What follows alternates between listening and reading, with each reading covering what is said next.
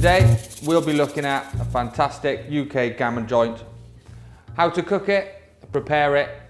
This is about 2.5 kilos in weight. It looks fantastic for presentation. It's got a lovely thin layer, even layering of fat, and it's literally, as it comes into you, it's ready to go. You can either boil it as a regular gammon joint and finish roasting it afterwards, or you can just literally roast it straight in the oven. Today that's the option I'm going to be going for. Put the gammon joint in the oven, 180 degrees, initially for 60 minutes. Can't put the glaze on too early, otherwise it will just burn and catch in the oven. So we'll just add a good amount of sugar. It's all very sweet, but against the salted gammon, you know, it's a fantastic tried and tested contrast. You know, we'll look at about 100 mils of honey there. Pop in some quality maple syrup. Simple as that. And you just want to bring it together to melt the sugar down. And once that's done, we can start applying it to the gammon. So the gammon's been in the oven for 60 minutes. At this stage, the glaze does look particularly loose, but this has to go back in the oven, and we really have to be looking after it every 10 minutes or so, making sure we're adding the glaze, because the glaze and the sugar and the honey is going to reduce right down, become really thick and syrupy, start the caramelization process, and we need to build up the layers of the glaze. So we'll just transfer it to the oven. Initially, we'll give it 15-20 minutes just to start off. I want to put the gammon, after it's cooled, into some fantastic sort of grab and go options. So I'm going to make a coleslaw to go with that. White cabbage is obviously, you know, the bulk ingredient in any coleslaw. Just take off that center core. I just like to cut it into a manageable size. Nice and fine, I don't want anything too chunky. We're going to add some red onion into the mix. You can use white, I just like the contrast in colour.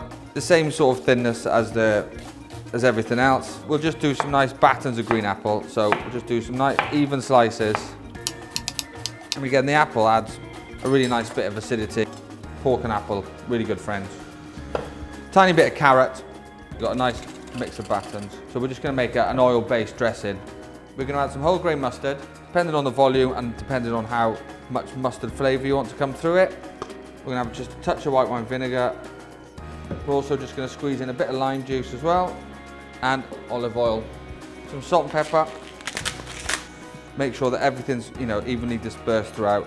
And this coleslaw, we need to leave for half an hour, up to an hour, just to let the acids break down the cabbage, let some of the salt draw out some of the moisture of the vegetables. We can give it one last coating. That glaze is really thickened up now. It really is sticky.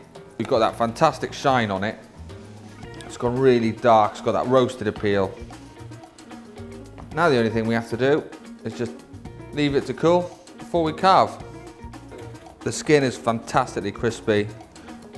It's such an easy carve joint. It's fantastic for portion control. With any surplus gammon that's left over, there are so many uses. This is just one simple one for a grab and go option, just using a 6-inch demi baguette.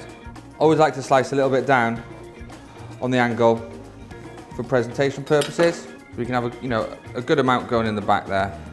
Take a couple of good slices of gammon. We'll just fold them over and fill them in like that. Again, 2 slices is ample. It's a healthy portion. For just a bit of extra colour, just to finish off the baguette, we'll add some of these fantastic sunblush tomatoes. Slice the baguette in half. As we're carving this, there's always a few shards coming off, so you can add it as an addition into pea and ham soup. And then you've got your classical main course choices, your gammon, egg and chips, but also really it sits best amongst fantastic seasonal veg, some buttered new potatoes. Thanks for watching, and see you again soon.